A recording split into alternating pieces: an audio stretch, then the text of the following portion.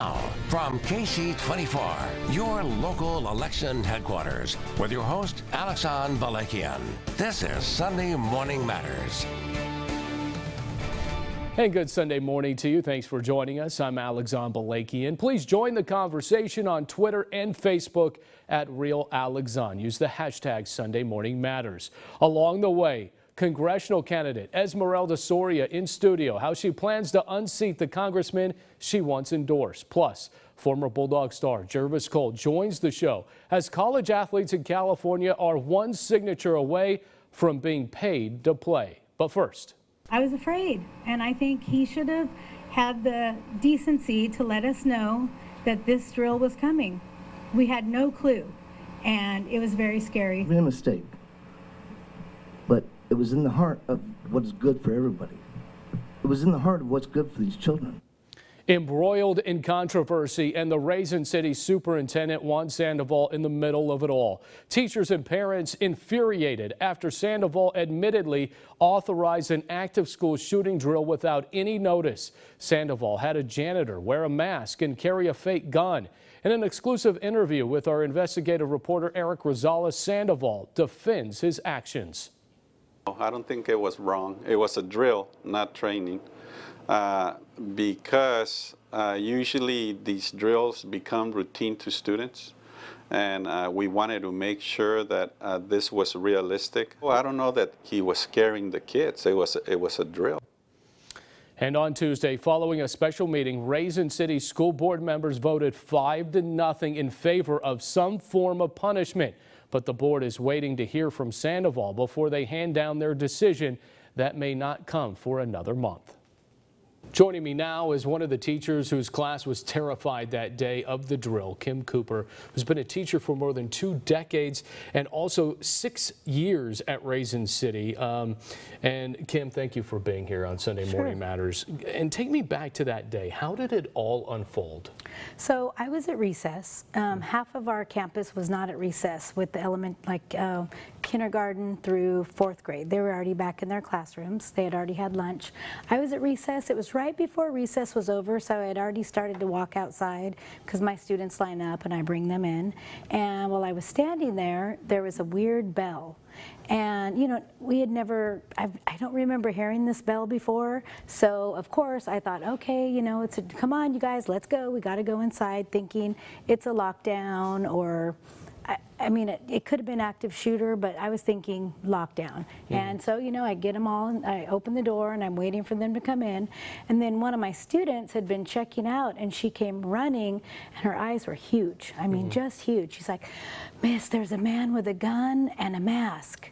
So I really get them all in, and they're sitting there. I have one little boy. He's from Mexico. He does not speak little English. He's bawling. He has no idea what's going on. They're asking me, "Miss, what's going on? What, you know, there's Chris. She saw a man with a gun," and I said, "You know, it's probably a drill. You know, it's just something that."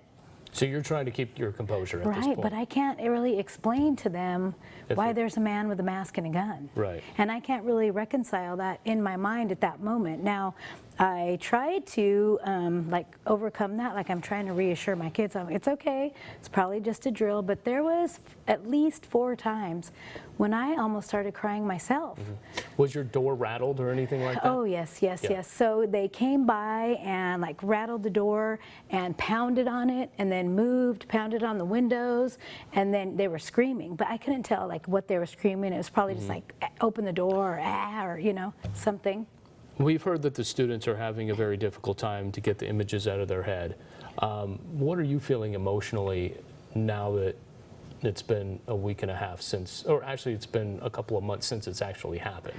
Yeah, you know, it's just, you never know till you're in that position. And when I was there, there was such a doubt that it was a drill. I had no idea, and to hear that there was a man with a mask and a gun, I was fearful, and I am still just mortified by it when I think about it. Do you have nightmares? Well, you know, kind of sometimes, but it's just like when I stop to think about it, I thought really that I could die right there, and that how was I going to protect my students, you know? What do you make of Sandoval's reaction? Quote, "I don't know that the janitor was scaring kids. It was a drill," end quote. Okay, so I don't think it really matters. If kids see someone with a mask and a gun, they're afraid. I mean, I could see them when they came running towards my room. They were afraid. They could not believe what was going on. You know, their eyes, like I said, my one student, her eyes were like just as wide as could be, and she was afraid. And I think that the image is scary. You know, parents and teachers, they had that big board meeting in Raisin City where we covered that. But Sandoval being fired, it really wasn't hammered home during that meeting. Were you disappointed in that? So I just find it hard to begin the year with an administrator that would make this decision. I lack his judgment. You know, I just think, well, what else can happen?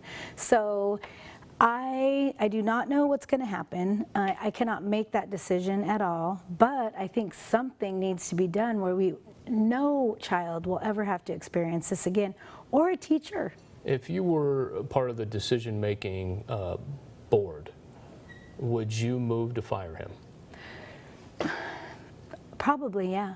I mean, I've been talking to a lot of parents, and I have parents that are going to be at that board meeting, and they're going to demand that he be let go, or, you know, they might consider litigation. That was my next question, because if something as severe of not being terminated, litigation, the legal action, because of maybe they feel that the kids have been tormented by this. Yes. Is there a lot of talk of that, as you were kind of alluding to? So I haven't heard too much of that talk. They love our school. They don't want anything to happen to our school. We have, you know, we have some great teachers out there, and so they're torn, but at the same time, their children were terrified. They had no idea what was going on, and I know as a parent myself, if that would have happened to my daughter, I would have been down there. You know, sadly, this is the new norm in the world that we live in today. School shootings, and they're terrifying. How terrified are you of this now actually happening at Raisin City and not knowing if it's a drill or real? Well, that's what I was thinking. I was thinking, so now, and even in the students' minds, oh, that was a drill. So if it really happened, I'm wondering, would they believe that it was real? Or would they think, oh, it's just another drill. We can, you know, dilly-dally our way to the classroom, or we can talk and giggle with each other, you know? So I think that it has to be confusing. It's confusing for me as an adult. I can only imagine how the students will feel. Finally, has there been a push by any parents to remove their child from the school district altogether because of this? So I have heard, I've talked to a couple of parents, and their plan at the beginning, yes, was to remove their students. And they're going to be at the board meeting on the 29th, and they want to see, you know, what the board is going to hand down. If the punishment is what they think it should be, then, you know, they'll keep them there. But it's always an option. I've heard it from at least 3 people.